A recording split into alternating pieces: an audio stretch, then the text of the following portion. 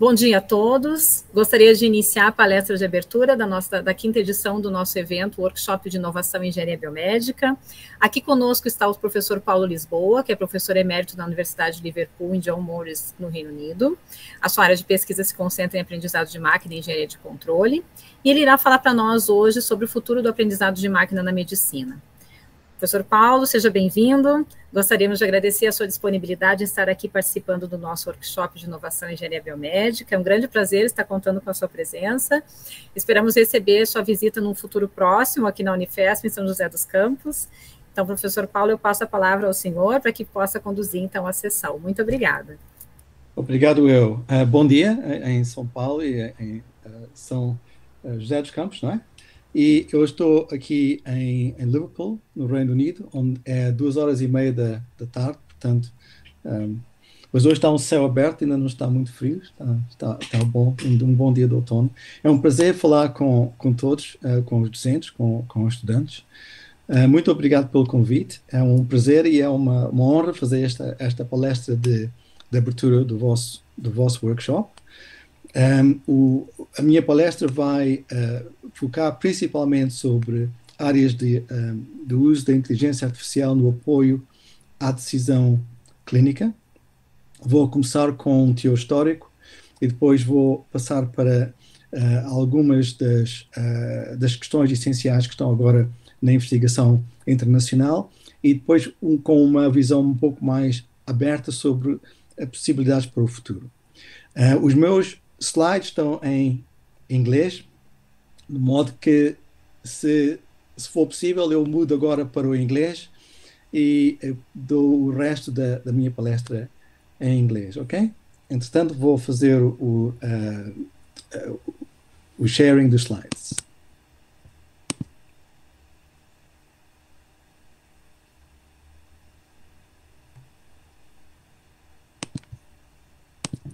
Ok, tudo bem? Vêm os meus slides? Sim, tudo certo. E ouvem a minha voz, ok. Então, obrigado mais uma vez. Tenho que me lembrar de passar para o inglês. Well, thank you very much. The talk is called The Coming of Age, meaning that this area of machine learning in medicine is becoming more mature.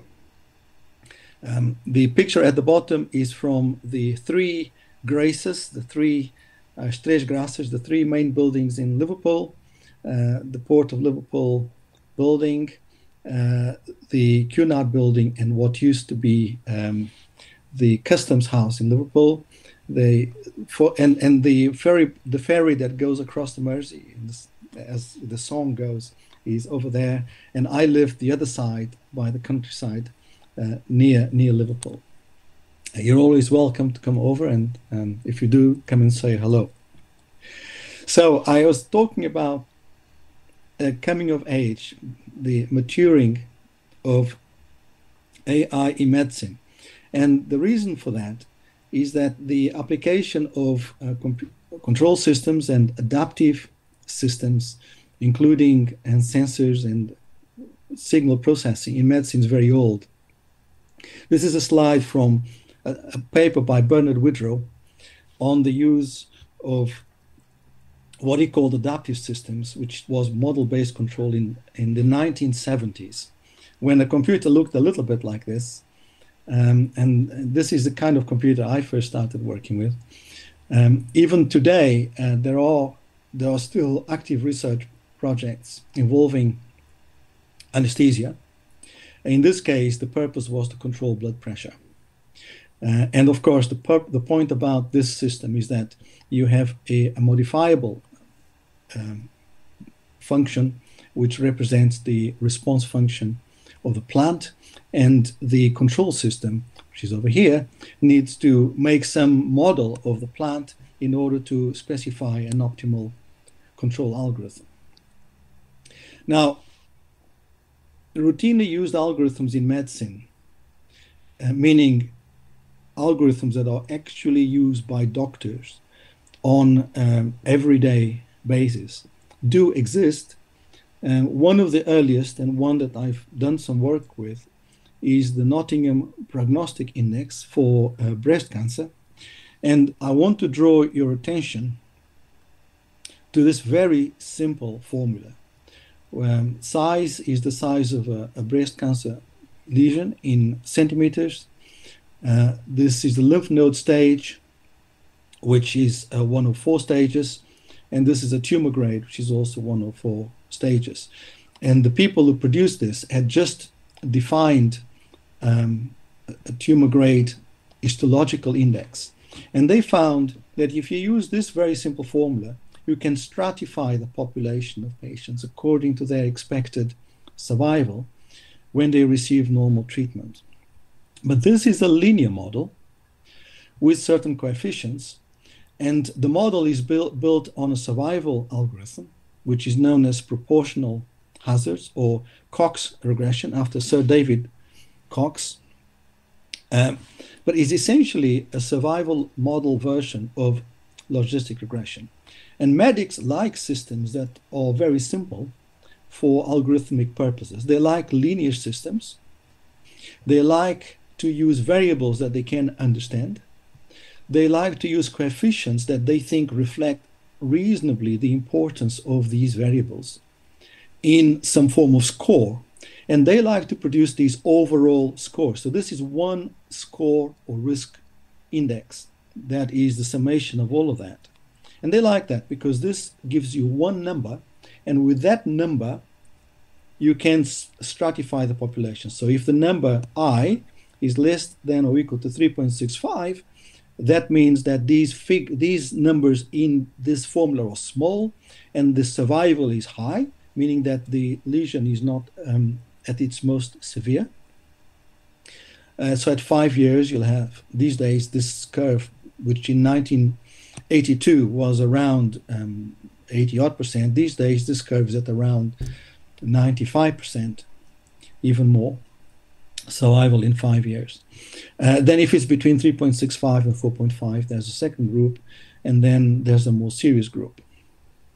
And I have worked on breast cancer, give a whole lecture on just this. The point about this is that it's a linear model with coefficients, and these coefficients are not very precise. If you in engineering, we tend to look at 0.1735789, and they're not 1.17. And we speak to clinicians and they say, well, why don't you use a more precise number? And they think that's a really bad idea. And they say, why is it a bad idea? They say, because the populations in different parts of the world, in different hospitals, in different years vary so much that if the accuracy of this index depends on the third and fourth significant numbers, then I just don't believe your model, they'll say. It's just too precise. It will apply to just one population or one subpopulation. If your model is good, it should work with very general coefficients. And that's important. I'm going to pick that up later. Another example is the Apache score. And the Apache score has a calculator which uses all kinds of clinical indicators, and it's a score of severity of illness in intensive care or in emergency departments. We're not going to talk about the medical aspect, but what this does is it predicts mortality, people who survive in hospital as opposed to not surviving, dying in hospital due to the severity of trauma, often brain injury or some other injury.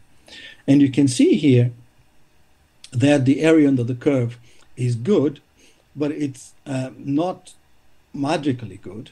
Okay, now this is also quite important. A lot of people in engineering and in computer science and in mathematics feel that we always looking for areas under the curve that are enormously good.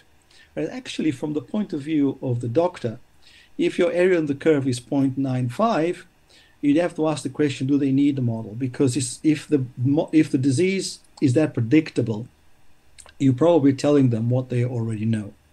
But in this area under the curve around 0.7 or so, that means that the doctors really need our model because it's very hard to produce an objective quantification of risk based on clinical data and the medic's brain alone. And it's better to use a systematic model of which this algorithm is one example. However, this area under the curve is not the whole story, as you'll see later, because if you look at the model is again a linear model. Okay, in other words, the model that they're having is a calibrated version. Now, I'll mention what I mean by calibration in a moment, of the Apache score, and this Apache score is a index that sums everything that comes from these different indicators. So in essence, this is a logistic regression model. Okay, the logit of the probability of class membership is a linear function of a score, which itself is a linear function of clinical indicators. So again, you have a linear model, and we spend a lot of time saying, hold on, the whole point about machine learning is that it's non-linear. And now we're finding that some of the most widely used algorithms in the world are linear. So what is going on? Well, there are a number of things going on here. One of them is that if you have many variables like this, a linear model of these parameters is actually a very highly non-linear model, because you have so many betas, so many parameters for so many variables. So this model is linear in the parameters, but it actually is a very highly non-linear model in the variable values.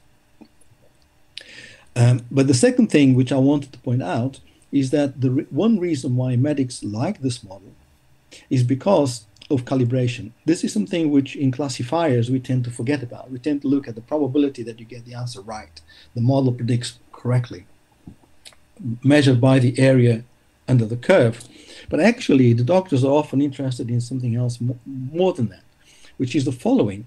If you predict that 10 to 20% of patients will survive, then when you observe how many of the patients in that prediction boundary interval survive, you expect to see 10 to 20%. And if it's between 20 and 30%, you expect 25%, and so on. So this is called the calibration curve. Is the equivalent for a classifier of a regression curve, right? And this curve is really what matters in medicine.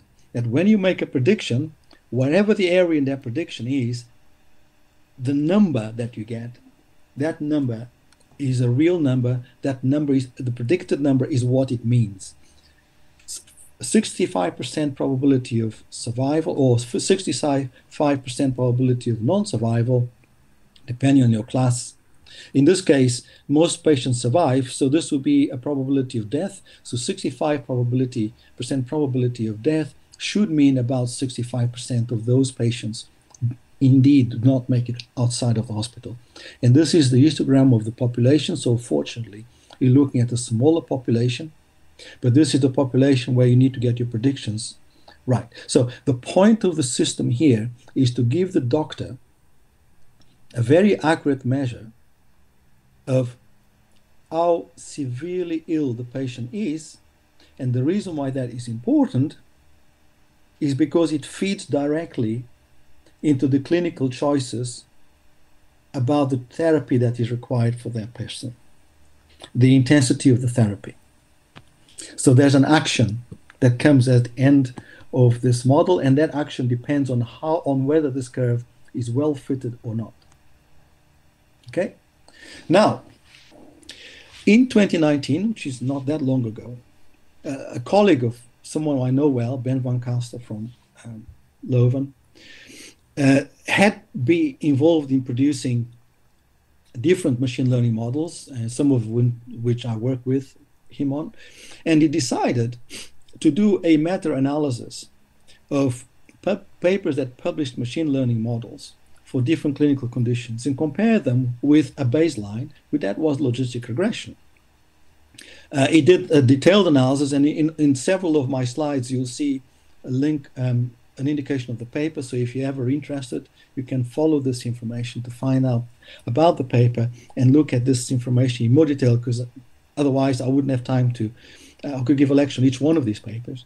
But if you look at different machine learning models, in studies where it may have different levels of bias, and there's various reasons why they can have bias in medicine, what you find is that the difference in area under the curve between the machine learning models, and you're talking about tree-based, which are basic, they don't tend to do very well, but also essentially support vector machines and radial functions and what's called ANN, which is the multi-layer perceptron, and others that could be of various types, including boosting machines and others. You find that the difference in performance is not very significant. In fact, the title of the paper is "A Systematic Review Shows No Performance Benefit of Machine Learning over Logistic Regression for Clinical Prediction Models." So at this point, we can stop the lecture and go home, forget about change our careers. Well, actually, obviously not. That's not the point of this talk at all. But the point of this slide is to show that just because we're using a machine learning model, it doesn't mean to say we're going to get any better result than the models that already been used in clinical medicine for a long time. Okay, and if you want to do better than those models, then we need to be very careful about how we set our study, about how we define our model. And that's what this talk is about. Because just the fact that there are many publications in machine learning does not mean, e-medicine does not mean that many of them are being used. Most are not being used. And the whole point of our work, my work, your work, is that our models should get used. So what should we do? Well, let's look a bit more widely. The fact that many of these models don't always work very well doesn't mean to say that they're not being approved for clinical use, even by the FDA. Okay, this is the Food and Drug Administration in the United States. There's a lot on cardiology, which I know is an area of interest for you, a lot of hematology, so that will possibly be linked with histology, a lot of neurology, so this is probably linked with brain tumors. And some of these will involve imaging, some of these will just involve clinical data. So there are many enabled devices. However, when you look at how medical AI devices are evaluated and look at limitations and recommendations from an analysis of the FDA approval, so this is approvals for practical clinical use, what you find is that there are a number of limitations on the evaluation. And there are the kind of limitations we need to find better ways to improve upon. The most important one is that the AI performance varies across different sites. Now I'm going to jump about those two, come back to them in a moment. But if you look at this table has 3 different medical sites. If you look on the paper, you'll see what they are. One of them is just general NIH, different hospitals within the NIH. And what you find is that these are models produced with data from each of these clinical sites. And this is the area under the curve for these particular models applied across all the 3 sites. Now, the models are deep learning models, right? So that's state-of-the-art imaging models, trained on data from patients at each of the 3 sites and evaluated on the test set from the other 2 sites. Okay, so each of these models works very well on its own test set. You can see that through the diagonal. Oh yeah, by the way, I should go back for a second. Each model takes as input a chest X-ray image and makes a binary prediction of pneumothorax, which is the risk of lung collapse. So, for instance, the NIH model on the NIH data has an area under the curve of 0.883 with a confidence interval. However, when you apply this NIH-based model using NIH-based data to the other clinical centers, you find there's significant decrease in performance. Why do I call it significant? Because the performance on the other sites is below the lowest boundary of this confidence interval. Okay, if you take 0.015 from 88.3, then you're getting down on 87 and 86, which is close to that, but certainly bigger than those numbers. And that's true of all the other models. So that's one fundamental point. The population of these sites may be specific, but also they may be overfitting, including overfitting on the test data. This goes back to what I was saying earlier on. where doctors are saying, if your model depends on the third decimal place, then I don't believe it. Why? Because of this. Because what you're telling me is the performances of your model on your data. I don't believe it will necessarily be the performance of your model on my data.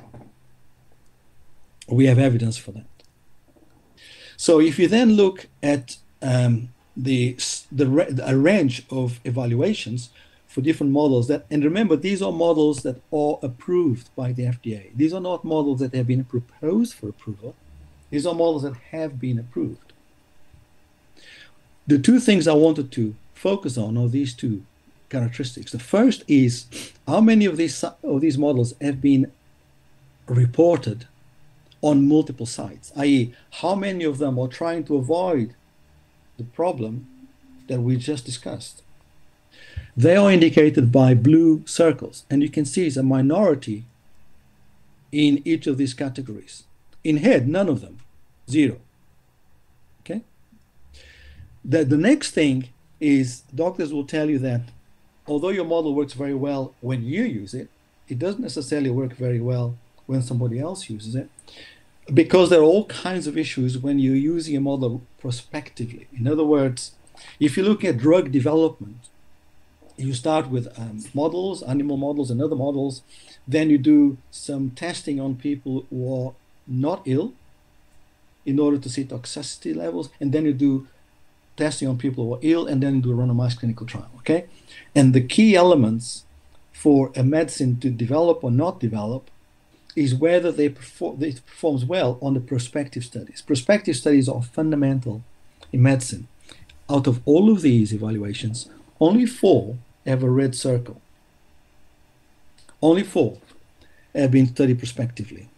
And only 2 have been studied prospectively on multiple sites. So you could say, out of all of these FDA-approved AI applications in medicine, there are only 2 that I consider to be good practice. Okay? And these are the different areas where they are being, where the trials are happening. This is a different paper. This is not a paper about FDA. This is a paper looking at interventions in healthcare, a systematic review, indicating where they're mostly happening in the US and China, a lot in Europe as well. These are where they've been published. So this is not specific to FDA. This is across the world. And gastroenterology seems to be a popular area. And there's a almost exponential increase in trials, okay? Now, this literature review concluded that from 19,737 articles, you find that a number, very few, were follow good practice, and the lack of good practice indicated a number of things. The need for additional well-designed, transparent, that means explainable models, and inclusive randomized clinical trials. And this is the most important part of the message. There is a growing concern that new machine learning models are being released for practical clinical use after preliminary validation studies, which all of those FDA studies did, without following through on their ability to formally show superiority in a gold standard RCT. Why? Because a gold standard RCT has got to be prospective, most likely multi-center, and against a benchmark such as logistic regression or gold standard clinical care. So, a lot of research, very little application. And what my talk is how can we improve on this? And also, not just for our own benefit as researchers, but most importantly for the benefit of patients and for the benefit of doctors, because I'm going to also show you a meaningful legal doctrine that's important for the doctors. Now, all of this is not new.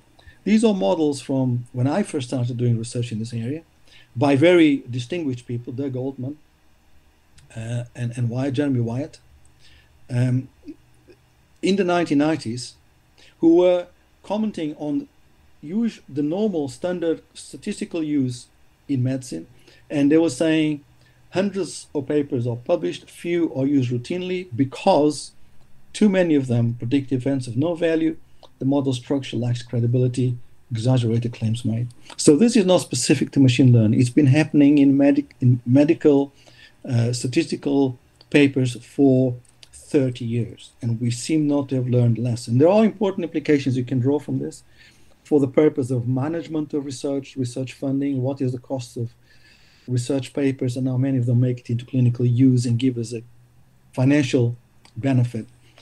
This could be really important for us all and for you. So let's start looking at what is the purpose of decision support in medicine. That's the first thing we should ask. If you're going to do research, what is the purpose of your model when it's used by a medic or by a healthcare professional? The first is tools for attention focusing, right? That essentially means if you focus on the red, it's about saving time and reducing errors by highlighting the most important elements of the data. And there's a lot of imaging-based models that do this for you. An alternative purpose could be patient-specific assessments and advice. That means essentially making a diagnostic or prognostic prediction, like the stratification of patients, right? Typical for classifier survival models. And thirdly, could be interactive tools for critiquing and planning. That means a model, such as a systems biology model, that predicts the possible effects of different treatment choices in order to provide treatment optimization. These days, people often use reinforcement learning methods, which is an often neglected area of machine learning and very close to elements of control engineering. Now, just to finish what I'm still doing, which is my introduction, this talk is going to be two parts. One is a generic introduction to what is really important in medicine. The other one, which will go faster, will be about things we can do. This is a model for acute abdominal pain. This was the original screen. Let's forget about the detail of it. It's about clinical indicators, tick box, very good interface. And this model showed value, okay? In many thousands of cases, it showed that a greater proportion of appendices were being removed without being perforated. Okay. Now, the presentation of results here was typical of attention focusing. You would say, and this is something that it's good practice that people don't do these days. This model, before it gave the doctor advice, he asked the doctor to tell the model what he thought first. So the model would then say, you being the doctor, diagnose definitely appendicitis. The model then says, a computer analysis of all these cases in my database showed that most are appendicitis. That's good, that's what the doctor would expect. But a number are something else. So essentially the model is doing something that the doctor cannot do. Okay, which is to remember the database more accurately than the doctor can remember and point out from this objective indication whether there are rare diseases that might be there. And is not telling the doctor what to do, is simply providing useful information for the doctor to either confirm or revise their diagnosis or ask for more tests. This is very good practice on how decision support systems should be used in medicine. 1997 is still not very much used today. Okay, so what is the summary of the story so far? Good practice in decision support systems should first be how you identify the clinical relevance. So you don't start by saying, what's my data? What can I do with the data? No, you do it the other way. What is it I want to do? And you go back to which question do I need to ask? And then what data should I use? And how? Clinically relevant models should integrate into the clinical workflow. So you start by talking to the clinicians. They should inform and add value to the clinician rather than being an oracle that tells the clinician what to do. The model designed should pay a lot of attention to variable selection and the interpretation of the model. We'll come back to that in a moment. The model evaluation should never stop with the area under the curve, should start with the area under the curve, but then look at positive predictive value, calibration, and benchmarks. We'll come back to those. And the study should be positioned in the continuum of evidence. You should be very aware whether you're looking at observational data that was just given to you, or whether you're doing a prospective study where the doctor acts maybe in the background based on the advice of the model, or confirmatory study where the model is used by the doctors for real, compared against gold standard clinical practice. And every paper that's published should know where in this continuum of evidence the study is positioned. This is a very old paper of mine, a paper that's got many citations. But the interesting thing is that the recent evaluations of AI in medicine confirm these ideas with more recent evidence. So the things you can do, as the recent papers, and I'll show you at the bottom an example of recent paper in a moment, what they show us is that you can deal with clinical relevance by first engaging with relevant stakeholders, i.e. it could be a medic, it could be a care worker, it could be a radiologist, it could be a biomedical scientist, whoever is the person who's going to use your work. The first question is, how does your work fit into their work, into their workflow? Secondly, you should explain the models to ensure that it's plausible, that it matches with the expertise of the doctor about the disease, and evaluate the value of your model within the workflow of the care pathway. And thirdly, you should use benchmarks with the gold standard intervention, preferably clinical intervention, and look ahead to what is going to happen when your model is used prospectively in multiple centers. And those are essentially the conclusions of this much more recent paper. So we're dealing with the same issues in 2019 as I was dealing with in 2002. So it's about time we learn these lessons, okay? I'm now going to focus, so a number of these things you can do yourself. You speak with stakeholders, benchmark, but there are some elements of here which are about technical AI, which is the area that I work in. And in particular, the most technical of all these things is how do you explain your model to ensure that it's plausible, right? So the next part of the talk, I'm going to go a little bit faster, is going to consist of a very brief outline of what is the need for explainable AI, with the subtitle that accuracy, ROC, is not enough. You can have a model that gives you high ROC for the wrong reasons, and you need to have a model that's right for the right reasons, RRR, the 3 R's, right for the right reasons. And then, how do you do this in practice? How do you create something that seems crazy, a neural network that is very explainable, self-explaining? And how do you open black box for classifiers? We have an answer to that question. You may have seen this example using machine learning to separate wolves from huskies. And you have here the predictions, and you have here some mistakes, okay? And you say, well, we just put up with those mistakes. And the performance was very high. Until you look at which parts of the image are being used by the model. Sensitivity analysis. When you do that, what you find is that the model is not doing what you think it should do. It's not predicting on the face or the shape of the animal. It's predicting on something else. It's predicting on the background.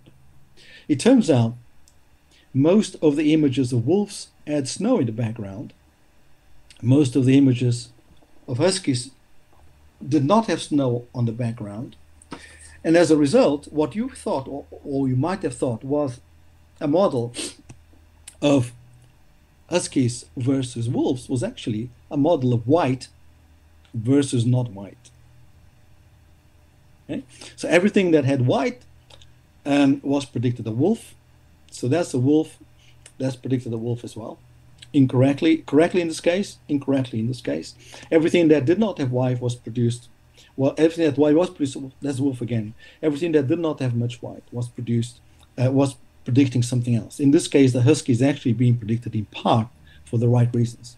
Well, what it's showing is that you can have a data set that's got bias in it, and a machine learning is ideally designed to pick up on that bias. And I have seen examples, for instance, from Brazil, actually, on lung images during COVID that picked up on little symbols that had been left on the radiologist's screen, which were part of the image, some were embedded in the image, which had a diagnosis inferred in that symbol. And the image processing system was picking up on the symbol rather than on the image. Okay. On top of that, this is another well-known example. There can be biases due to the data itself. There can be bias. In this case, you find that jobs that were correlated with women were being offered to jobs where mostly are taken by women, and where there are lots of women or very few women. So here, or essentially, you're allocating, you're preserving an existing social bias. Instead of focusing on the job, you're focusing on whether they are already taken by women or not women. So your model is perfectly accurate, but it's actually completely wrong. Now, from the point of view of legal doctrines, the doctor is responsible for the decision they make, and this is the doctrine of the learned intermediary. Of course, the expert systems have to be considered only for human support, and they should not possess any authority themselves. Therefore, the doctors must keep in mind that it is their own responsibility, and as such, keep their judgment and criticism. But for the doctor to do this, they need to understand your model. So it's absolutely fundamental that accuracy is not enough. We cannot have this miracle step, however accurate it is.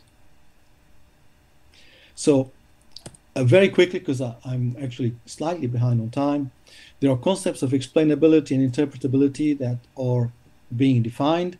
And the way I'm going to use those terms, explainability is where you have a model and you find some attribution of that model.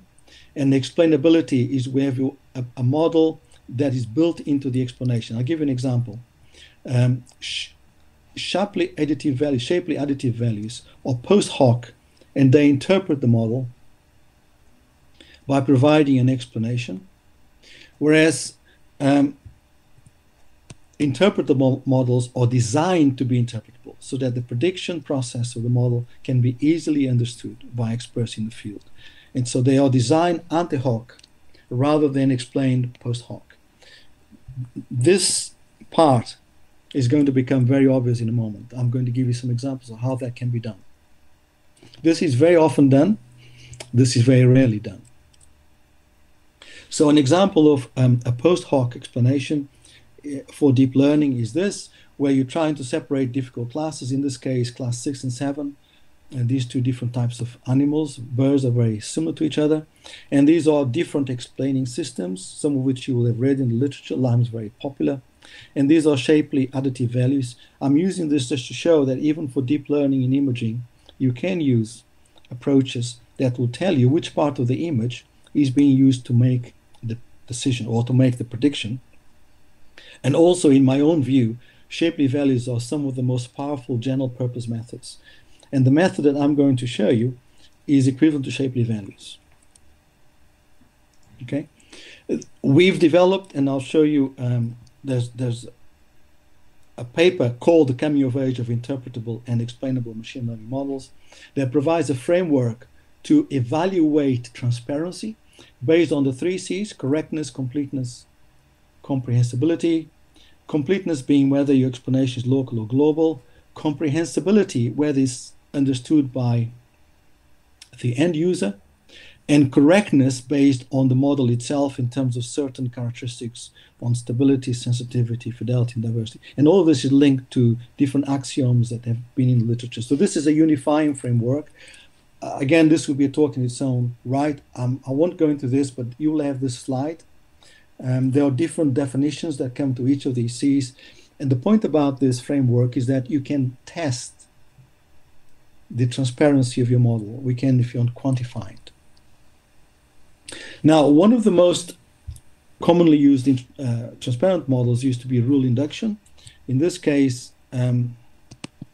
sorry, let's just do it one more time, where you have a decision surface separating red and blue, and you want to fit this decision surface using some form of rules. And this is an example where you can use those rules. And because the rule only used 3 variables, we could plot it. And you can see the box representing the rule. I won't go into the detail here because rule induction is very transparent, but it's got a big problem with it. And the problem it has with it is that even though this is my own work, this is in this paper over here at the bottom, which will be in your slides. And the difficulty with rule induction is that geometrically, it represents fitting a decision surface using boxes, hyperboxes in high dimensions. This happens to be in 3 dimensions, and multiple boxes in this case. And these boxes, by definition, are going to have axis orthogonal surfaces. So you're trying to fit an oblique decision surface using perpendicular boxes. And the consequence of that is that you must always have too many boxes.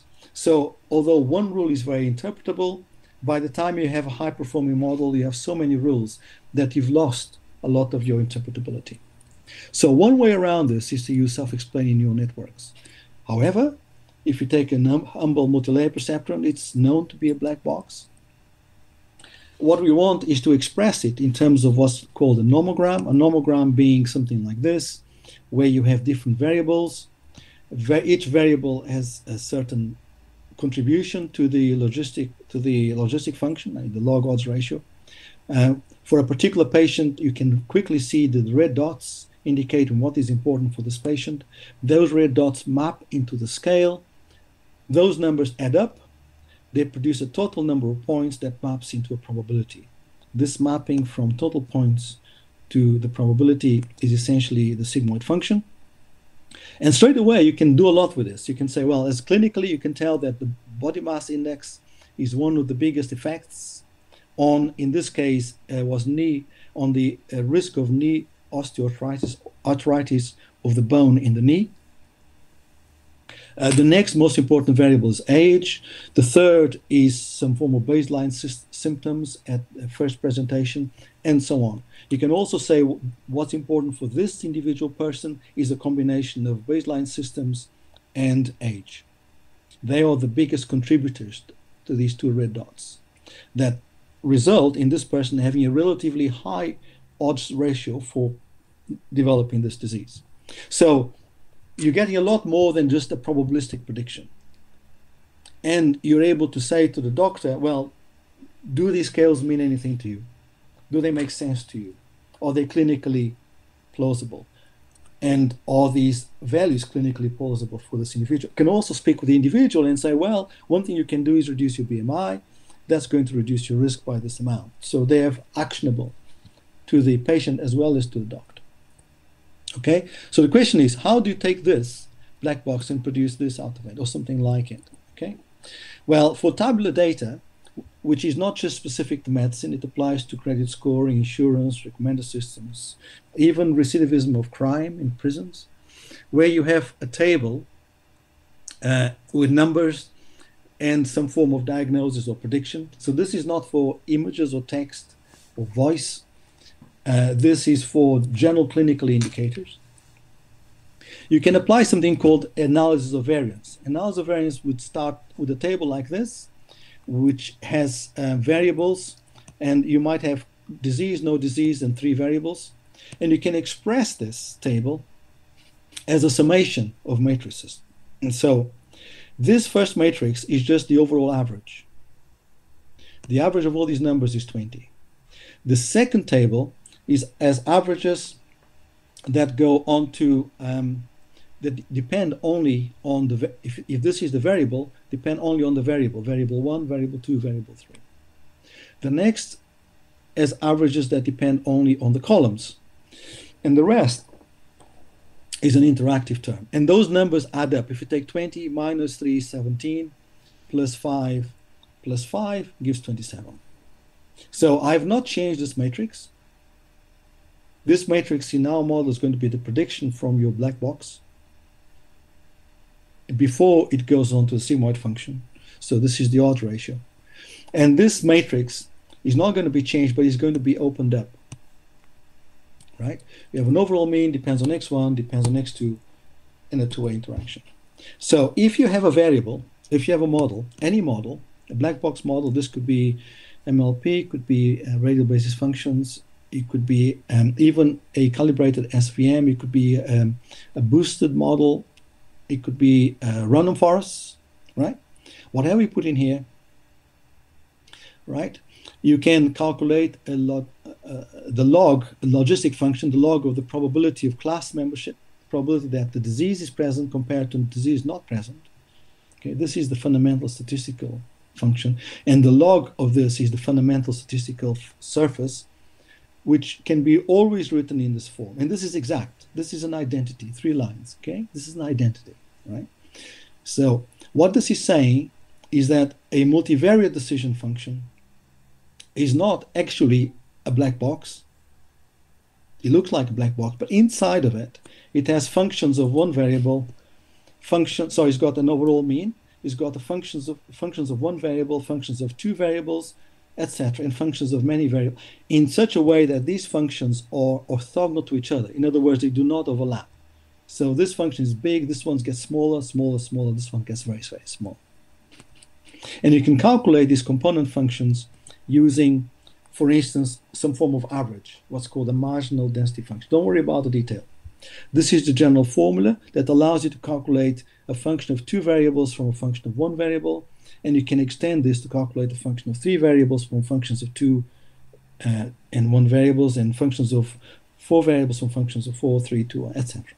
The point is, all of these phi's are orthogonal, and if you add them up, you get the same as you had before, exactly the same as this. If you add those numbers up, you get that number. Okay, right? So now you make the, sorry, go back. You make the assumption that the functions of 1 variable and functions of 2 variables are meaningful, like principal components. High eigenvalues are meaningful, and these subfunctions that involve many high-order interactions are noise. So you cut these away, throw them away, and keep only these. Right? So if you do that, what you find is you can create a new neural network where you have functions of 1 variable. This is a block of hidden nodes that only depends on x1. So this root is a function of just x1. Then you have other blocks that are functions of 2 variables, and then another function of 1 variable down here. Right? So starting with the black box, you can do the ANOVA decomposition. You can produce a self-explaining neural network. You can use a model called LASSO, which is about L1 regression, and that will select the important variables, and you can express your logit just as a combination of a few functions of a few variables. We call this PRISM, partial responses, which are these things are called partial responses in structured models, this being the structured model. Let me give an example how this works. So in synthetic data, and I'm going to go a bit fast now because I'm just going to give you an impression how this works. If you want to know the detail, the papers are cited here, and you can look at those papers. There are recent papers, some of which came out this year. This paper came out this year.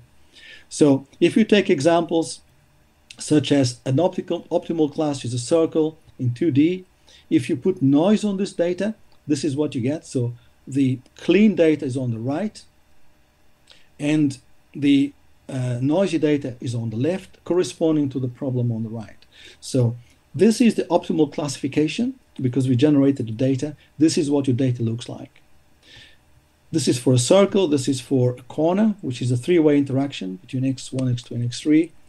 This is for an XOR function, and this is for a logical AND function, right?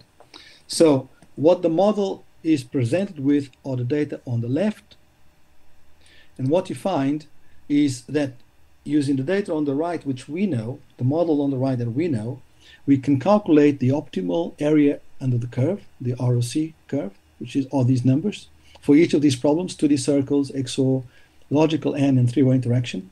So this is an example of why it is that a better area under the curve is not always the best, because if you give me an area under the curve of 0.8 on this, I simply don't believe you, because from those noisy data sets, it's impossible to do better than the optimal model, which is the model that generated the data. So this is the optimal performance for the model that generated the data. And this is the performance for the black box and for our transparent models. And you can see essentially they're the same. So they met the ideal model. And you have different measures you can use, but you're getting 99% of the optimal area under the curve. And you can use Lebesgue measures and different types of measures, and you get good results.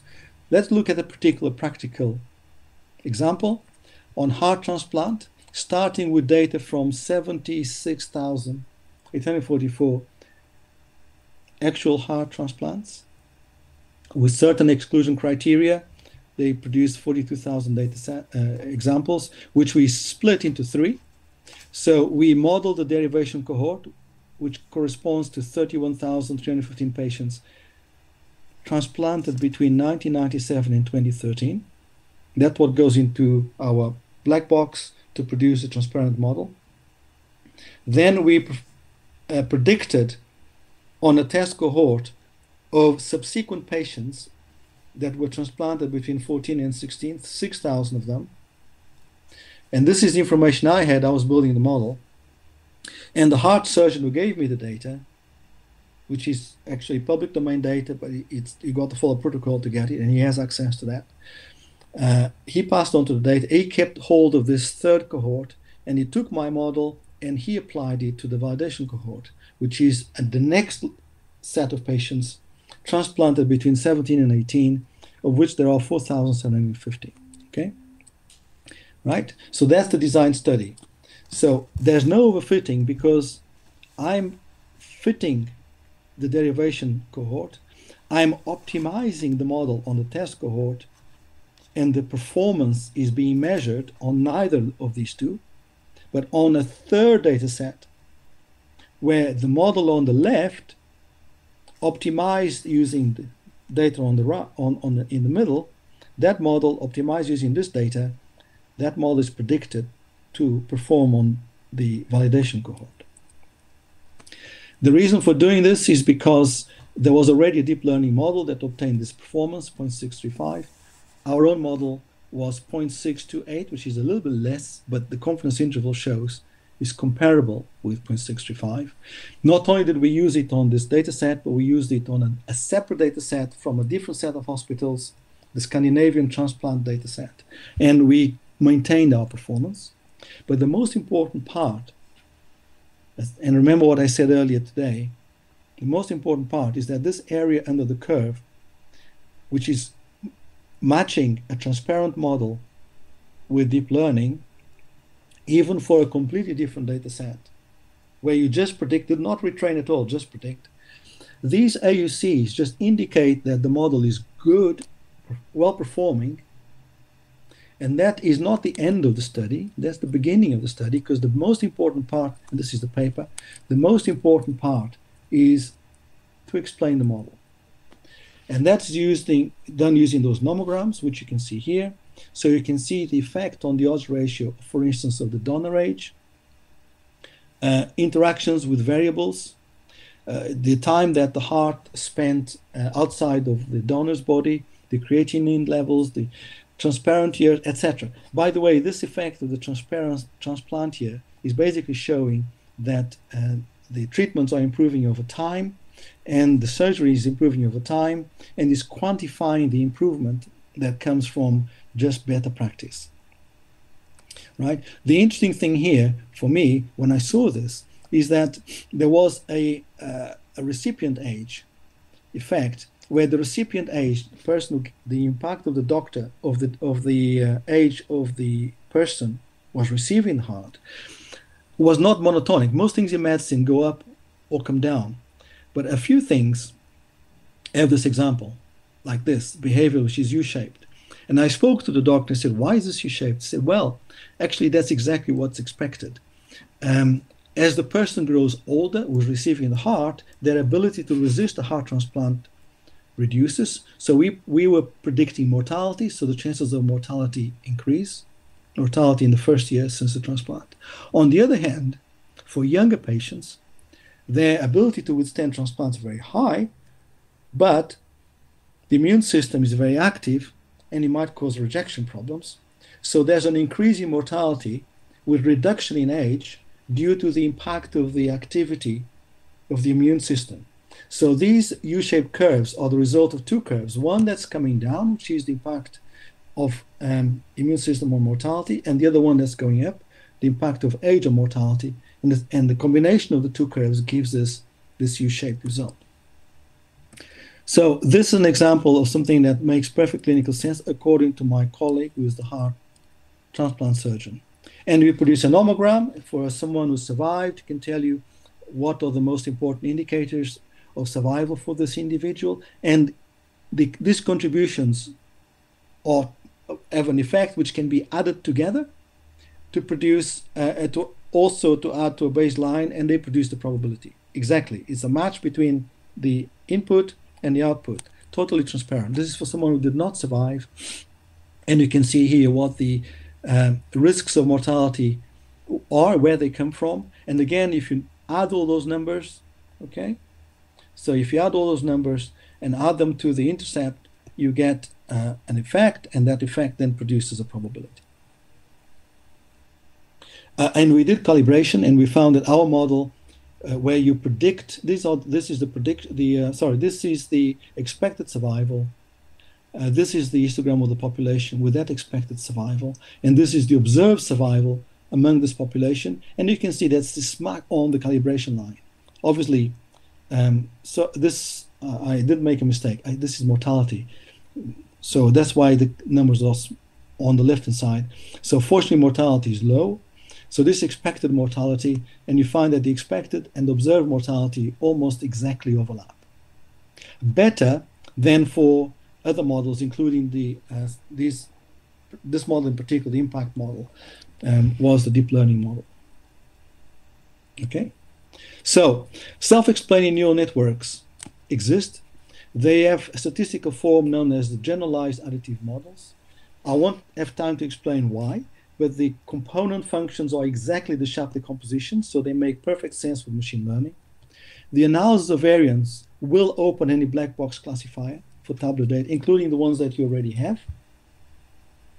And same for banks and everything else.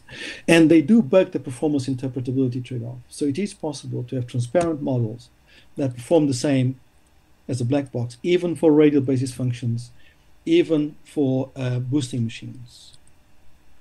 And this is the quotation from our heart transplant surgeon.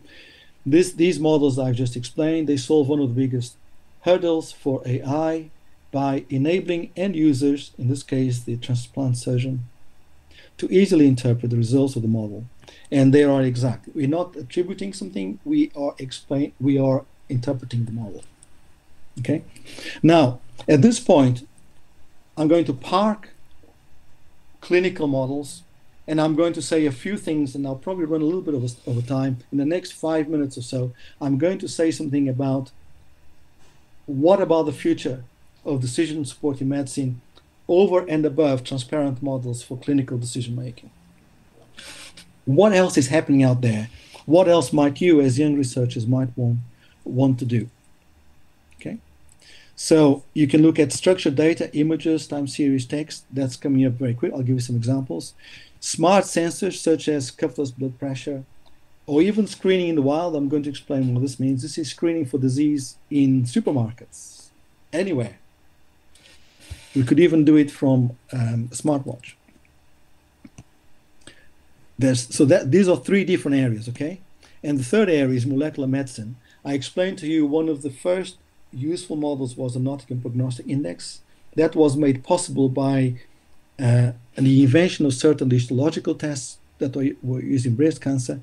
These days, we recognize that many cancers consist of different biologies, and those biologies have different molecular subtypes. So I'll say something about that. And of course, you also have genomics and epigenomics, where you have more parameters than you have observations, and that leads to particular statistical issues. So deep learning is just exploding. Numbers of publications is going through the roof. We'll be out here by 2023. This is an example of a model that's been a randomized clinical triad for mammography. So you have an X-ray of a breast, in this case with a very clear lesion, but the whole point of these models is to look at more smaller lesions. Standard structure of a deep learning model. Again, if you want to know the detail, it's down here on the paper. But I'm not going to look at the structural deep learning model. I'm going to look at something else, which is its performance and its utility. But the important point here is this deep learning model is looking at patches of images, which means that the clinician can check the patches of the image, and the clinician can make a decision whether the outcome of the model is reasonable or not. So what's the purpose of the model? Well, the purpose of the model is to do screening. So here's the current process where you have women participants, 2 readers. They decide on positive screening, negative screening. Negative screening leads to a callback with some time ahead. Positive screening leads to more detailed assessment. With the AI, you have a similar system, but this time the AI system does a pre-screening before the readers. So the AI system will take the images and predict whether they're suspicious, whether they have a moderate screen or they have a normal screen. Most images, fortunately, will be normal screen, right? And that, if it's definitely normal screen, it will lead to a negative screening. If it is moderate, if it is definitely suspicious, it will lead to a positive screening. And if it's moderate, then it will go to the readers. So these 2 readers don't have to look at all of the images. They're looking at only a small proportion of the images, okay? Right? So here's the performance. And what you can see is that the sensitivity and specificity of these 2 approaches is very similar, whether you use AI or you don't use AI. But the most important thing is the bottom line. The workload reduction is significant. 62% reduction in the work of the radiologist, okay? Sorry, let's just stop there for a moment. So this is the purpose of the model here, is to provide screening where the model is providing the sensitivity, the radiologists are providing the specificity, and the model is able to separate out the cases that are very obviously normal or very obviously not normal, and the readers only need to look at the part where the model is not sure, which is 1 minus 62, i.e. 38%.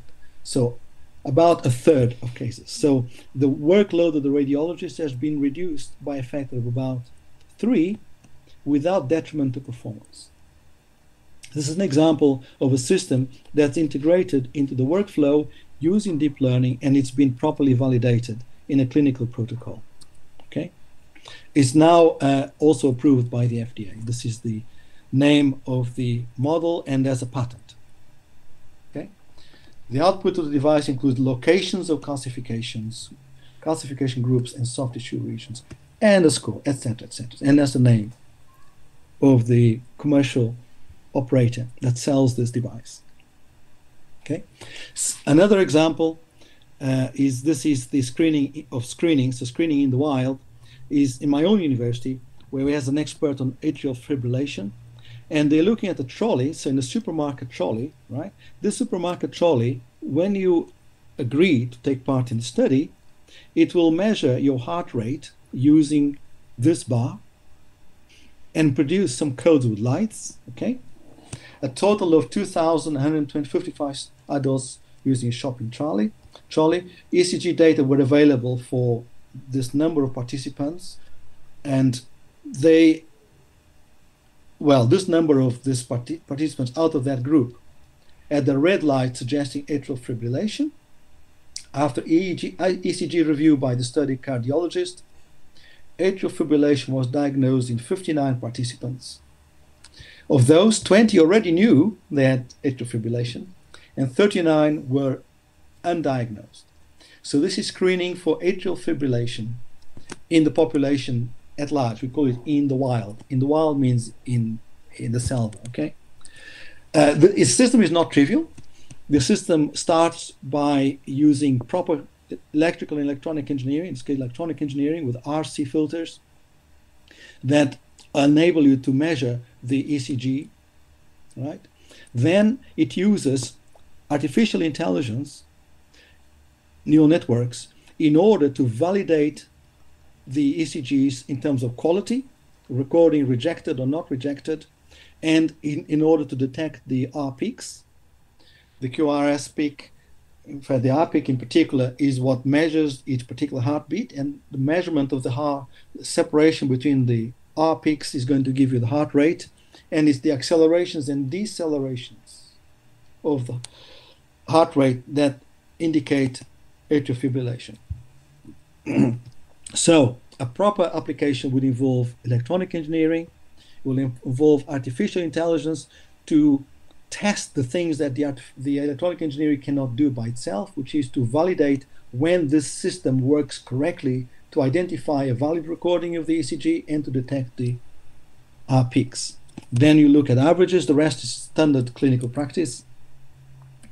So this is the quality, the clinical expert rating of the ECGs, and this is the automatic rating of the ECGs, and these violin plots tell you that there's a good correlation between the neural network that's giving you the automatic quality assurance and the clinical expert rating. And this is the area under the curve, which for this case is very good. This is for detecting valid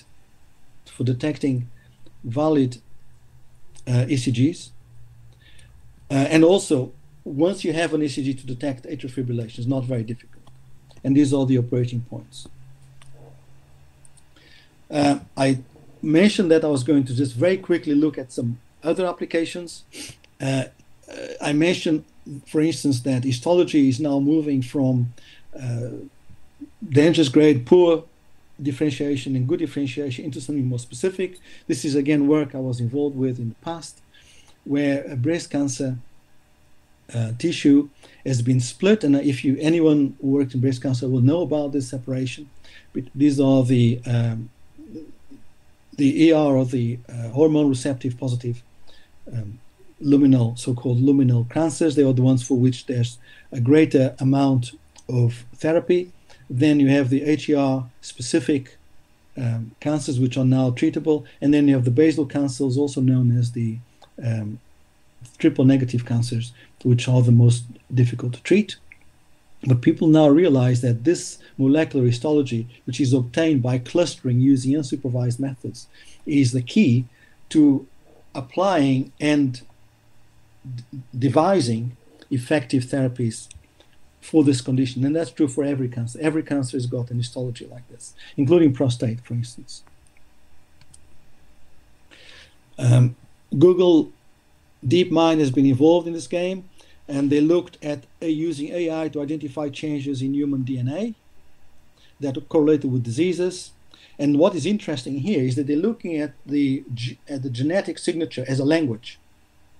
And they're using language deep learning models in order to analyze the genetic string and to correlate that with disease. And you can see these are the links to the paper. The system is called AlphaMessense. So I'm coming now to the very end of my lecture. I started by talking about clinical decision support systems. Then I moved on to the fact that there are explainable systems that should be used for any good practice when developing clinical decision support systems.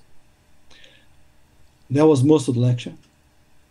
Then I moved on to the fact that AI is now not just maturing for decision support, but is now expanding to lots of areas where there's real potential, provided that our work as AI people, machine learning people, is well integrated with the clinical work using the principles of good practice that were discussed earlier, which always start by speaking to the user and then deriving the question, the model, and the data from that. You can see that healthcare involves different levels from atomic level right through up to the population level.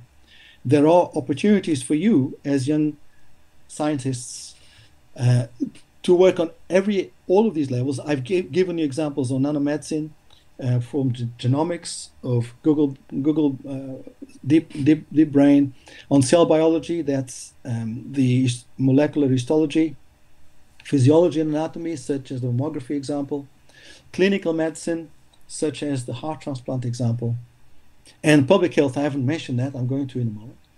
So these are all areas where AI is now mature enough to make an impact, from public health informatics to medical informatics, systems biology, imaging, and nanobiology.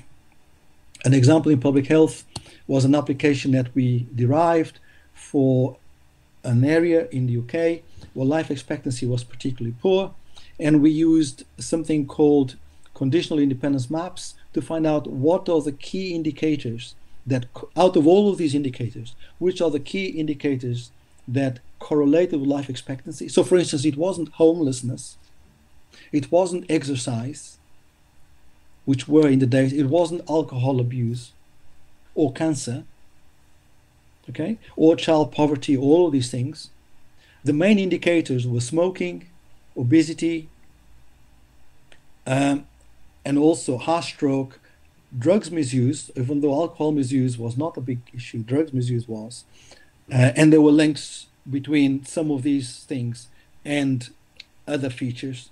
Now, this map provides a blueprint, provides a system for the public health specialists to indicate where they should invest their money.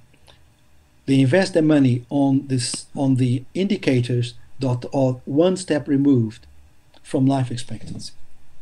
They could have invested their money on everything else, but this is used by the director to say, yeah, I could invest money in alcohol, in crime, in road injuries, anything else, but I only have a finite amount of money. I have to prioritize this money. So I want to use this money in these areas here in purple. And now to give you an example, one of the things that was important was diabetes, which is important for obesity.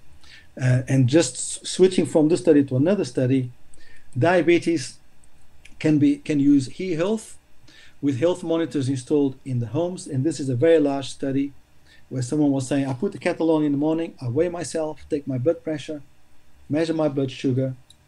By the time I've done that, I got my kettle boiled for making my cup of coffee, right? It's like having a doctor in a house. Because if the system that's in my mobile phone detects that there's a problem with any of the things I've measured, they'll spot it straight away. They'll let my nurse know. The nurse will come and speak with me. If the nurse thinks there's a problem, they'll speak to the doctor. And they're saying this is like the ATMs in the world. People will look back in many years' time, unfortunately it's been longer than 5 now, and think, how do we survive before we had this? Now, the important point about this example is that instead of saying to the patient, come back every 6 months, you say, have this device, measure yourself, measure your weight, take your blood pressure, take your blood sugar, and this device will make sure that if you have a problem, you'll be referred to me. So you're looking at seeing the right patient at the right time. And that is going to improve the health of the patient and save enormous amounts of money on the healthcare system, because you will not be seeing patients that do not need to be seen. Okay? So deaths were cut by 45%. Admissions in A&E emergency was cut by 21%. Patients were more independent. They didn't have to go to hospital as often. And our health system, right, spent £750 million on these kits, and they saved nearly twice as much over 5 years. So this is an example of how you can use machine learning, which is what's in the smartphone, in order to provide better care for people without having to do anything miraculous. and this is pretty much my last 2 slides. I'm sorry for going a little bit over time. The future as trends in innovations. Healthcare is becoming a big part of politics, is becoming a big part of the economy, with a significant percent of GDP spent on it. On the other hand, technological development has provided cheap and ubiquitous data, meaning they're everywhere, and AI that can be on a big computer, can be on a laptop. I did all the health transplant work on my laptop, or it can be on a smartwatch, can be on your mobile phone. Okay.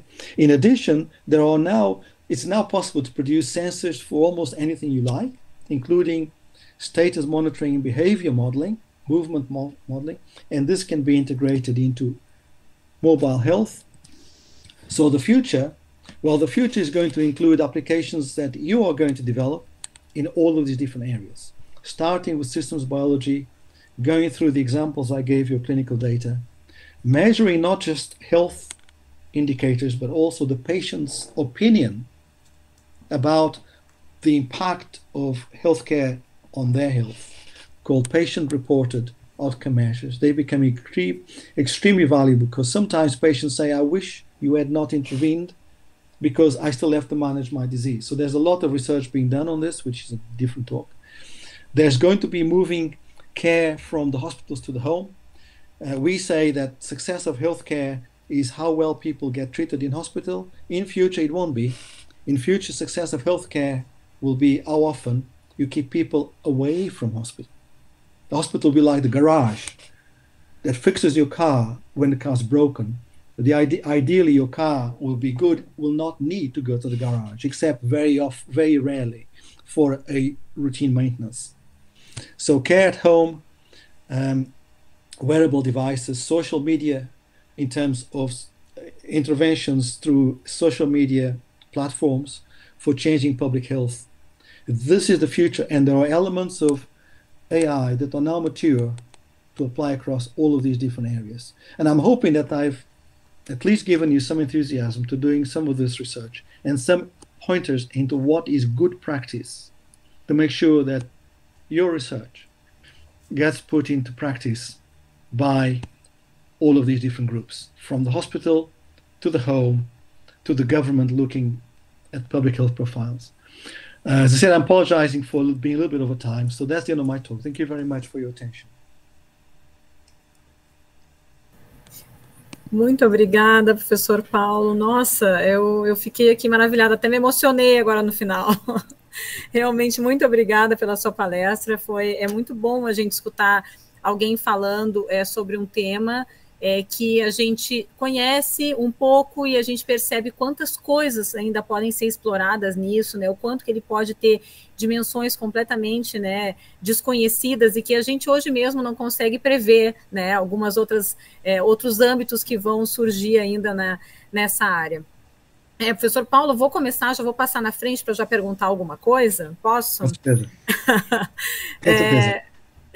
Eu fiquei em dúvida agora nessa última questão. Eu anotei várias coisas aqui durante a sua palestra que eu gostaria de perguntar, mas já puxando essa questão do uso desses dados e a interação desses dados para informação a respeito dos pacientes, como que a gente pode esperar que, por exemplo, os planos de saúde, as seguradoras, como que elas vão fazer uso dessas informações para precificar, né, os serviços e até fazer planos, como o senhor comentou ali, a respeito desses planos podem ser utilizados para a gestão da saúde pública, né, mas na questão das seguradoras, né, hoje a gente sabe que as seguradoras, elas até levantam alguns dados, né, para oferecer os planos para os pacientes, mas considerando a questão da inteligência artificial, muitos outros dados podem ser utilizados, né, como o senhor bem ilustrou agora no finalzinho, nessa abordagem aí. Como que o senhor acha que isso vai ser? Já está sendo utilizado isso pelas seguradoras de saúde? É uma perspectiva? Sim, é uma boa questão.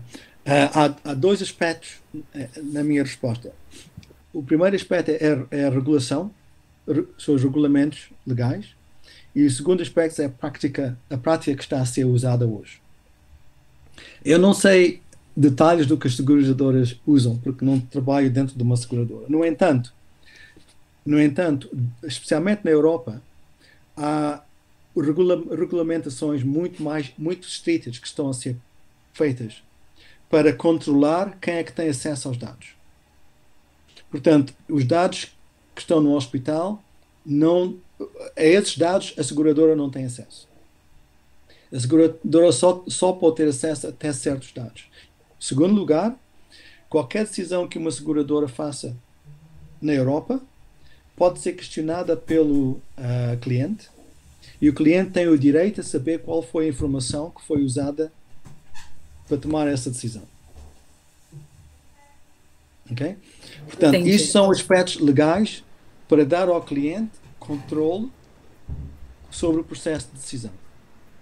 Uhum. Entendi. A gente ainda está... Essa é a primeira parte da minha resposta. A segunda parte da minha resposta é que alguns desses sistemas estão a ser usados, por exemplo, na Alemanha, em que o sistema de saúde é muito baseado em seguros. E o que eles fazem, às vezes, é isto. Dizem aos médicos de clínica geral que pagam aos médicos um valor X por paciente, mas se o médico tiver pacientes que tenham, por exemplo, monitorização em casa, então a seguradora paga ao médico mais por esse cliente. Ou seja, a seguradora calcula que a monitorização em casa vai reduzir os custos de seguro e incentiviza o médico, dizendo que vai pagar, digamos, mais 30% sobre o custo normal.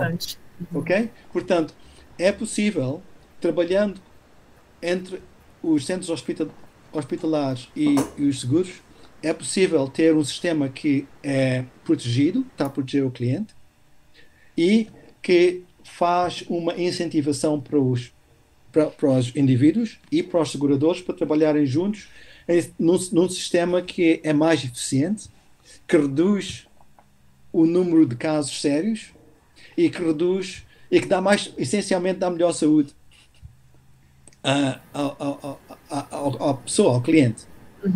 Lembro de uma história que eu via sobre um imperador chinês que estava a pagar ao médico um X, mas estava a ficar muito doente e pagava ao médico cada vez que o médico o tratava, e um dia disse: eu não vou pagar mais da maneira como pago. Daqui em diante, quando estiver saudável eu pago. Quando estiver doente eu não pago. É uma maneira de incentivar o médico para manter saudável. Porque senão também estou a incentivá-lo para manter-me doente, porque eu vou pagar sempre que estiver doente. Não, eu vou pagar sempre que estiver saudável. Muito bom, muito bom. Professor Lisboa, parabéns pela palestra, muito obrigada pela palestra excelente, né? Karina já disse a respeito da riqueza das informações, e eu gostaria de ressaltar também que é um tema, apesar de ser um tema muito atual, ele é um tema nem sempre muito fácil, né? Ou diria bastante difícil, nesse caso, de ser abordado, e foi uma abordagem brilhante, né? Principalmente nesses slides finais, fazendo o link entre todas as áreas distintas e englobando, né, a nossa atuação aqui também. Professor Lisboa, eu achei bastante interessante, né, esse comentário a respeito da importância do monitoramento, né? Falando um pouco especificamente sobre a minha área de atuação, na área de diabetes, como os estudos que o senhor citou, nós vemos que nem sempre os equipamentos mais modernos são os mais importantes para o tratamento de diabetes. Por exemplo, não basta apenas o paciente ter uma bomba de infusão de insulina já foi demonstrado ano passado, né, saiu um estudo muito importante dessa área, mostrando que justamente essa monitorização que o senhor tocou, né, nesse aspecto específico, ele é até muito mais importante, ele pode ter um tratamento bastante simples, mas essa questão da monitorização e isso alimentando, né, todos os modelos que são utilizados depois para predição de desfechos e tudo mais.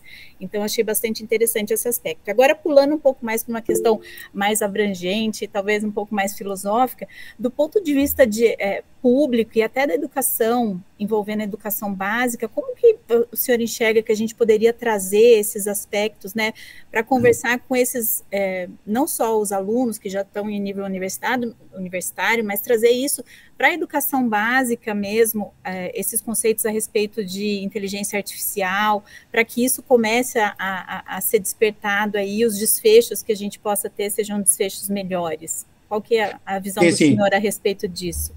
Sim, quer dizer, nisso não tenho uma resposta completa, mas tenho uma resposta inicial, que é esta. Uma das coisas que nós, como cientistas, muitas vezes não fazemos, e mesmo os médicos também muitas vezes não fazem, é falar com a pessoa que está no centro da saúde, que é o paciente.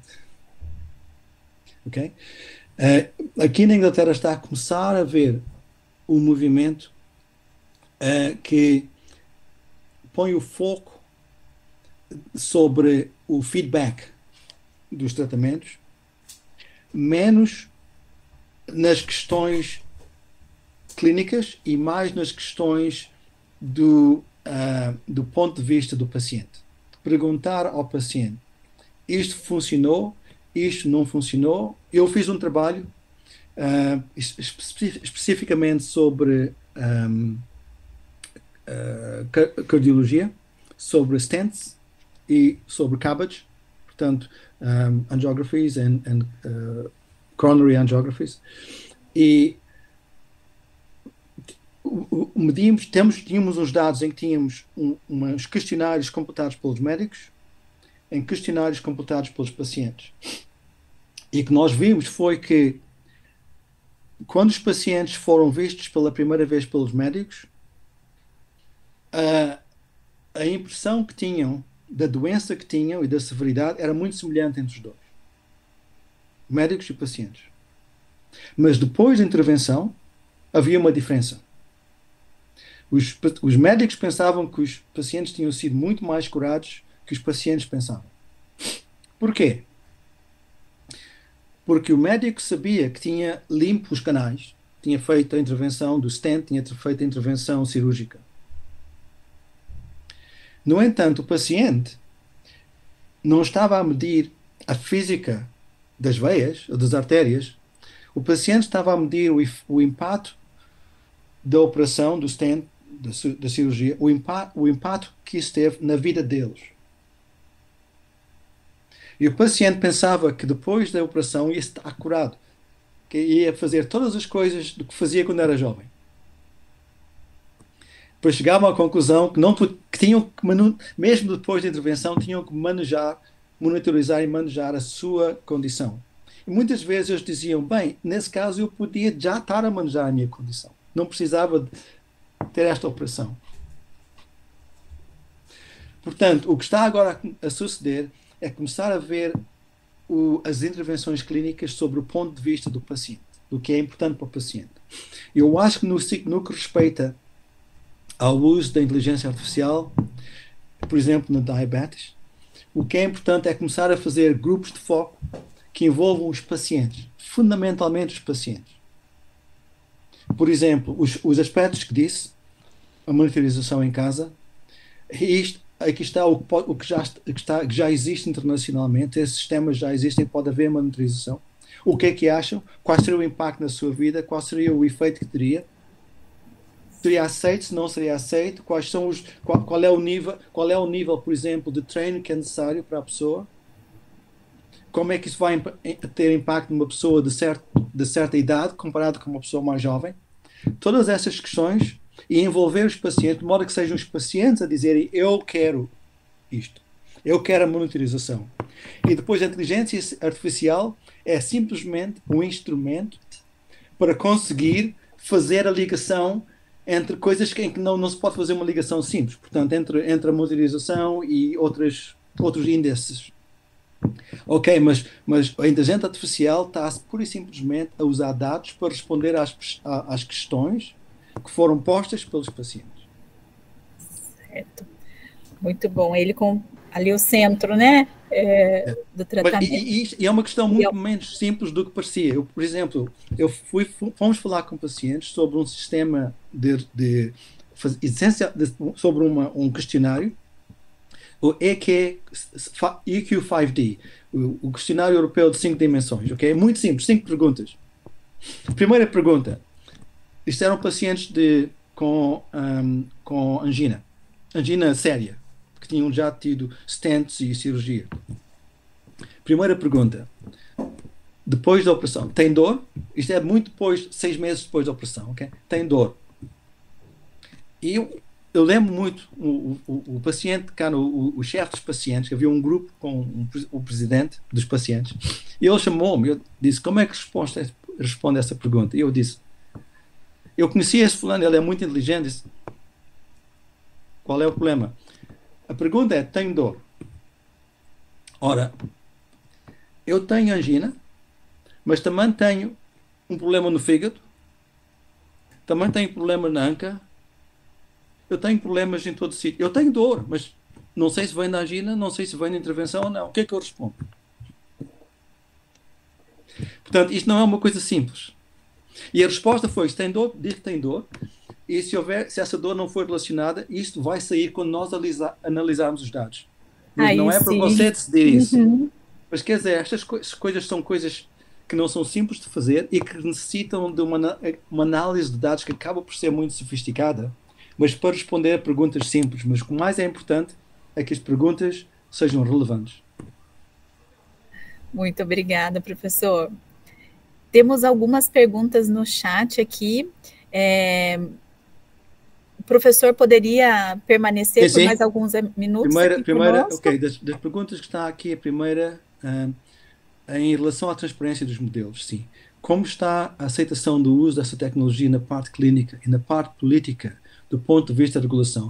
Boa pergunta. Bem, o clínico com quem eu trabalho, que é o cirurgião de coração, de transplante de coração, ele adora o modelo, ele usa o modelo, e não só ele usa o modelo, como angariou do hospital dinheiro para pagar para esta modelização ser codificada em Python, porque o meu modelo está em MATLAB. De modo que estamos agora a acabar um estudo de mestrado em que o projeto é por tudo isto em Python para ser distribuído no GitHub, para qualquer pessoa poder usar. Portanto, daqui a alguns meses, se quiserem usar esse sistema que eu já falei, vai estar em GitHub. Portanto, sim, ele adora. Do ponto de vista da regulação, ainda não descobriram que isto existe. Eu conheço algumas pessoas na Comissão Europeia que sabem que isto já existe, esse sistema que eu já mostrei já existe, mas ainda não está integrado na regulação. Há desconfiança em relação ao uso desta tecnologia, há desconfiança em relação ao uso de inteligência artificial, mas quando está feita transparente, isso reduz a desconfiança por completo. A segunda pergunta, a questão da explicabilidade destes modelos mais recentes, chamados por alguns de fundacionais, e que são attention-based. Eles não seriam ainda mais opacos que redes neuronais tradicionais e aprendizado profundo? Sim, isto será um problema para a adoção destes modelos na medicina de forma mundial. Exatamente, correto. Sim, os modelos que têm que são attention-based e que são profundos, são muito mais opacos, são muito mais difíceis. De modo que, e portanto é uma pergunta muito boa, há esses índices de SHAP dão alguma explicabilidade a esses modelos. Mas o que é mais interessante foi o exemplo da mamografia. Foi por isso que eu escolhi aquele exemplo. Porque eu vi aquele exemplo da mamografia, eu vi no noticiário aqui. E depois fui ver quais são os artigos publicados e vi que usavam Deep Learning e esta questão veio imediatamente à minha mente. Como é que os médicos estão a aceitar este modelo? E cheguei à conclusão que a maneira como eles aceitam este modelo é porque o modelo indica a parte da imagem de onde vem a decisão. Portanto, não dá os detalhes da imagem, os detalhes que estão ligados à conclusão, mas dá a parte da imagem. Isto permite ao ser humano verificar se isso faz sentido ou não. Ok? É uma espécie de truque que já foi utilizado muitas vezes na inteligência artificial. Ou seja, nós sabemos que é muito difícil ter um sistema que tenha sensitivity and specificity. Sensitivity, em português, é sensibilidade. Sensibilidade. E specificity? Especificidade. Especificidade, ok. Ter os dois muito altos é muito, muito difícil. No entanto, se tivermos um sistema que seja uso para screening, como é que diz em português? Screening mesmo. Screening, ok.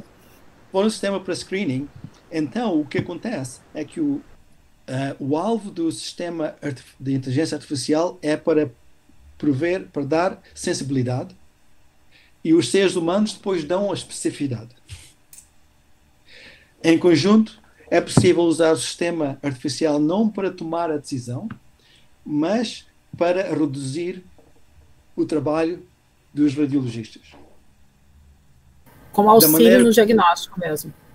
Exatamente. Portanto, o sistema está a auxiliar o diagnóstico porque está a fazer um filtro das imagens que são claramente normais. O que evita que os radiologistas tenham que perder tempo a ver a maioria de imagens que são realmente normais. Portanto, o que é importante é que o sistema artificial tenha boa sensibilidade, porque não pode falhar um cancro. Mas pode ter pouca especificidade, porque pode dizer ao médico, bem, estes são os sistemas, estas são as imagens que eu acho que são o que vale a pena ver. E o médico depois, ou o radiologista, depois decide quais essas imagens é que são realmente importantes. Mas em vez de ver 100% das imagens, vê 30% das imagens.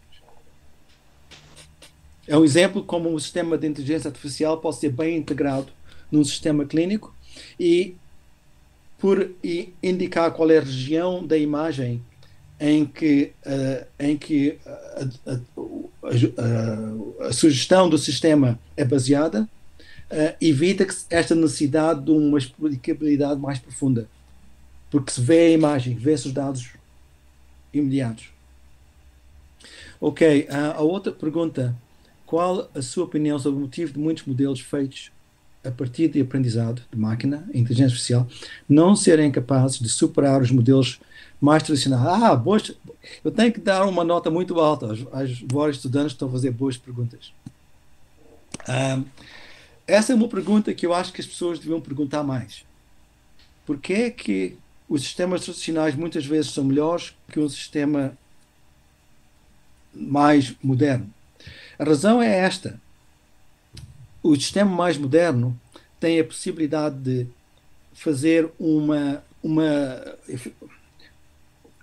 superfície de predição que é muito mais detalhada. Essa é a vantagem. No entanto, o que acontece é que na área da medicina, na área da biologia e ainda muito mais na área do comportamento humano, na psicologia, etc., a variação entre os indivíduos é tão grande que não justifica um modelo tão detalhado. Ou seja, se esta é a classe que tem a condição, esta é a classe que não tem a condição, ok? Pode-se fazer um boundary, uma coisa muito detalhada que separa as duas classes. Mas a realidade não é assim. A realidade é que entre os pacientes, os indivíduos que têm a condição, há um grupo. E entre os pacientes que não têm a condição, há um grupo. E estes grupos não estão separados, estes grupos estão um por cima do outro. E quando há muito barulho, quando há muito noise, não é justificado fazer um boundary que seja não linear. É muito mais simples fazer um boundary que é linear. E é por essa razão que muitas vezes os sistemas tradicionais que são lineares funcionam tão bem como sistemas não lineares. É por causa da variação dentro de cada classe. E da maneira como esses dois grupos de dados estão um por cima do outro.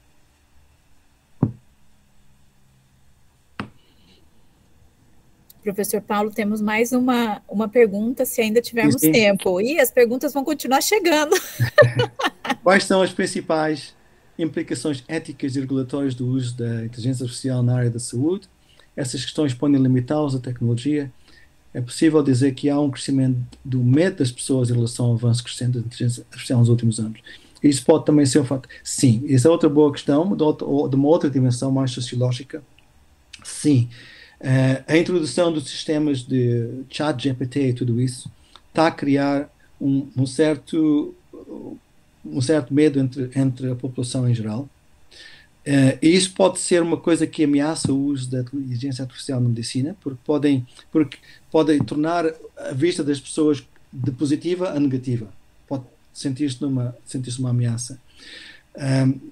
Eu acho que, do ponto de vista ético e regulatório, o que é importante é que haja uma boa regulamentação do uso de inteligência artificial dentro da medicina e da proteção dos dados. Aquilo que falámos anteriormente, dar ao paciente controle sobre os dados, especialmente no que respeita também aos indivíduos nas seguradoras, que é fundamental, dar aos cidadãos o direito de pedirem quais são os dados em que as decisões são baseadas. Isso é fundamental. Isto não existe em todos os países. Acho que é importante que existisse em mais países. E o segundo aspecto é o aspecto que já falámos, que é começar a tomar decisões a partir daquilo que é aquilo que os pacientes ou os indivíduos querem. Não necessariamente aquilo que os médicos querem, mas aquilo que os indivíduos querem, e de passar daí para aquilo que a medicina pode fazer, e no segundo passo, onde é que a inteligência artificial pode usar os médicos, a medicina, a fazer aquilo que os indivíduos querem. Portanto, de certo modo, é inverter o produto. Em vez de começarmos com dados, dizer, estes dados podem fazer isto, com isto eu posso fazer isto para você, em vez de fazer isso, inverte o processo, diz o que é que você quer, quem é que pode ajudar, como é que eu posso ajudar a fazer isso. Daí, o indivíduo está no foco da decisão e não no fim da decisão. Professor Lisboa, muito obrigada. Nossa, acho que nós vamos ter que encerrar, porque senão nós vamos ficar, como a professora Tatiana falou, nós vamos ficar a tarde inteira. O bom é a gente saber que nós vamos contar com a sua presença novamente no nosso evento, na sessão de quinta-feira, às 8 da manhã. Então, eu até vou guardar as minhas perguntas para essa sessão também. Sim. Muito obrigada, professor Lisboa. Foi uma palestra ótima, uma conversa deliciosa, e nós poderemos ter outra oportunidade, então, de conversar com o senhor na quinta-feira, às 8 da manhã. Muito obrigada. Aos demais, eu gostaria só de ressaltar que nós vamos fazer agora a pausa do almoço, ao 1h30 nós retornamos para nossas atividades. Muito obrigada a todos os presentes, obrigada, professor Lisboa, mais uma vez. Um momentinho. Quem está escrevendo aqui, esperei para sair quando ela encerrar, por favor. Então tá bom. Então é para aguardar aqui na sessão. Muito obrigada, professor Lisboa. Tchau, então, encerramos a nossa sessão. Só uma coisa mais a dizer, certo. eu posso Claro. enviar um PDF, se quiserem, porque há muita informação, e assim dá oportunidade para as pessoas reverem aquilo que estiverem interessados. Muito obrigada, muito obrigada. Então está bom. Obrigada, tchau.